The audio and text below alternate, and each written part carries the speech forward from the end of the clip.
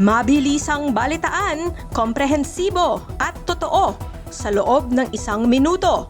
Simula na ang Diskurso Tidbits. 11.1 billion pesos na halaga ng bakuna at gamot nasayang ayon sa Commission on Audit.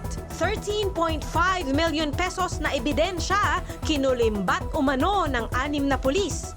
Pekeng pera ang isinuli. Cassandra Ong nasa Pilipinas pa at may warrant na, ayon sa Malacanang. Kapatid ni Honey Lacuna, kinasuhan si Isko at 14 pang iba sa Ombudsman. Online shopping isinisisi sa paghina ng benta sa Divisoria. At Kim Chiu, emosyonal sa official statement. Anya, isa ito sa pinakamabigat na desisyong ginawa ko sa buhay ko. Balitang mabilis, komprehensibo at totoo. Yan ang Diskurso Tidbits.